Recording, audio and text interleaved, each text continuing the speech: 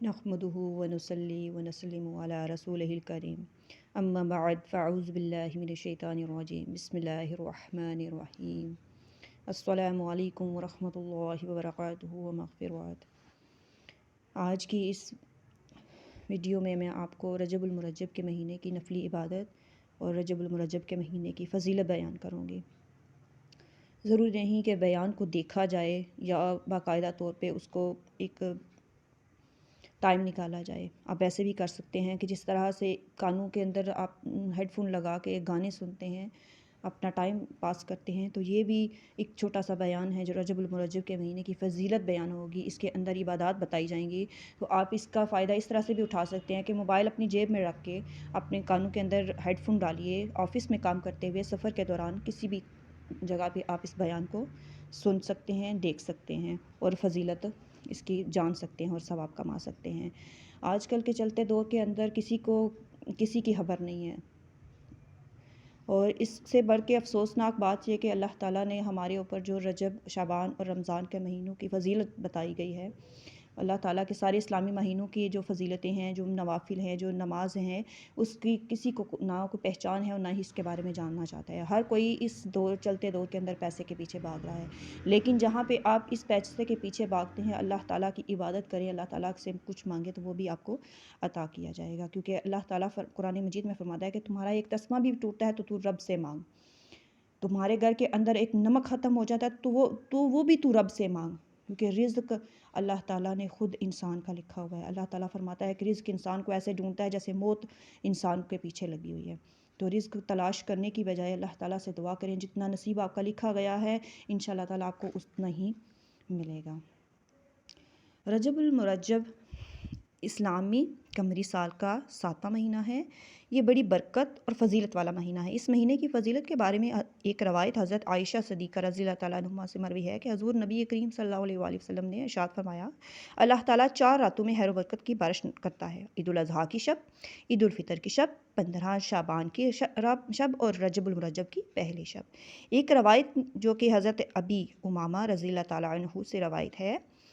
کہ حضور نبی کریم علیہ السلام نے ارشاد فرمایا، 5 راتیں ایسی ہیں جن میں کوئی دعا رد نہیں کی جاتی: رجب المرجب کی پہلی شب، شعبان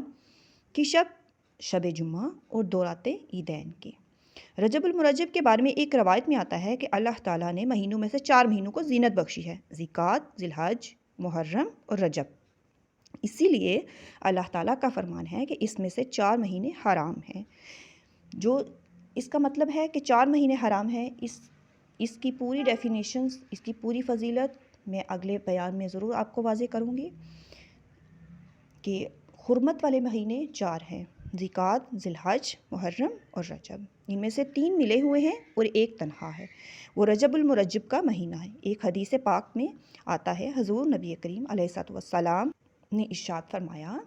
کہ باخبر ہو جاؤ، رجب اللہ تعالیٰ کا مہینہ ہے۔ جس نے رجب میں ایک دن ایمان اور ثواب طلب کرنے کی نیت سے روزہ رکھا، اس نے اللہ تعالیٰ کی عظیم رضامندی کو اپنے لیے واجب کر لیا۔ رجب المرجب کی فضیلت و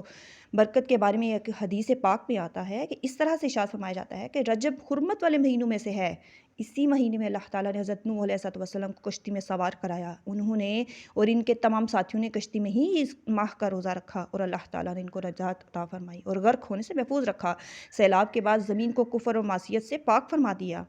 رجب کا چاند، صاحب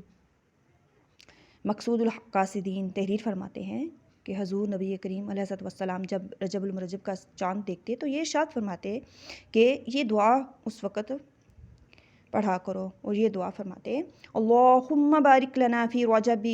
و شعبان و بلغنا الی فی شہر رمضان، اللہم حاذا الشہرک و نحن عبادک فی شہرک وارحمہم برحمتک وآتہم ما یعطی عبادک الصالحین، اللہم ولنا توفیق طاعتک وعصمنا بعصمتک یا ذا الجلال والاکرام۔ پہلی شب۔ ایک روایت میں آتا ہے کہ حضرت علی کرم اللہ وجہ الکریم کا یہ معمول تھا کہ آپ سال میں 4 راتیں ہر کام چھوڑ کر صرف اور صرف عبادت الہی کے لیے محسوس کیا کرتے تھے۔ ان 4 راتوں میں عبادت کا خصوصی اہتمام فرمایا کرتے تھے: رجب المرجب کی پہلی شب، عید الفطر کی شب، عید الاضحیٰ کی شب اور شعبان المعظم کی 15ویں شب۔ ان خاص راتوں میں آپ یہ دعا فرمایا کرتے تھے، اللہم صلی علی محمد وآلہ مصابیح الحکمت وموالی النعمت ومعاون العصمت وعصمنی بہم من کل سوء ولا تأخذنی علی غرۃ ولا علی غفلۃ ولا تجعدن عواقب امری حسرۃ وندامۃ وارض عنی فإنک مغفرتک للظالمین وعنا من الظالمین اللهم اغفر لي ما لا يضرك وآتني ما لا ينفعني فإنك الوسيعة رحمة البديعة حكمة فأتني السعادة والدعاة والأمن والصحة والشكر والمعافاة والتقوى والصبر والصدق وعليك وعلى أوليائك وآتني اليسرى مع الأسر والأمن بذلك أهلي وولدي وأخواني في كام من ولداني من المسلمين والمسلمات والمؤمنين والمؤمنات۔ اس دعا کا ترجمہ ملاحظہ کیجئے کہ اے اللہ، حضرت محمد صلی اللہ علیہ وآلہ وسلم اور آپ کی آل پر درود اور رحمت بھیج۔ یہ لوگ حکمت و دانائی کے چراغ ہیں، نعمت کے مالک ہیں، عصمت و پاکیزگی کا خزینہ ہیں۔ ان کے ساتھ مجھے بھی ہر برائی سے محفوظ رکھ، غرور و تکبر کے سبب مجھے نہ پکڑ، میرے انجام کو حسرت و شرمندگی والا نہ بنا، تو مجھ سے راضی ہو جا۔ بے شک تیری مغفرت ظالموں کے لیے ہے اور میں ظالموں میں سے ہوں۔ اے اللہ، مجھے وہ چیز عطا فرما جو تجھے ایذا نہیں دیتی، اور مجھے وہ چیز عطا فرما دے جو مجھے فائدہ دینے والی ہے۔ تیری رحمت بڑی وسیع ہے، تیری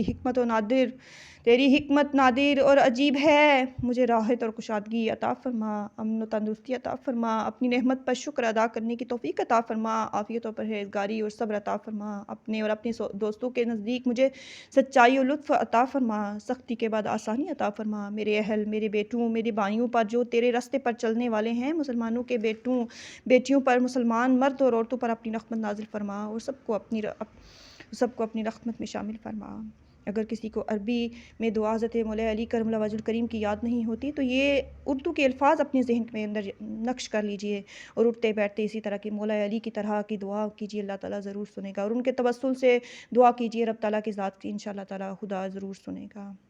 اس کے علاوہ ارشاد فرمایا گیا کہ 30 رکعتیں اس کے بارے میں آپ کو میں بتاؤں گی کہ رجب المرجب میں 30 رکعتیں، ان کے بارے میں حضرت عبدالقادر جیلانی اور ہمارے حضور نبی کریم صلی اللہ علیہ وسلم کی کیا حدیث ہمارے تک پہنچی ہیں۔ رجب المرجب کے 30 دنوں میں 30 رکعتیں پڑھنے کے بارے میں ایک حدیث پاک پہ حوالے سے حضرت سید عبدالقادر جیلانی رضی اللہ تعالیٰ عنہ اپنی تصنیف غنیۃ الطالبین میں بیان کرتے ہیں کہ حضرت سلمان رضی اللہ تعالیٰ عنہ سے مروی ہے، فرماتے ہیں حضور نبی کریم صلی اللہ علیہ وسلم نے ارشاد فرمایا،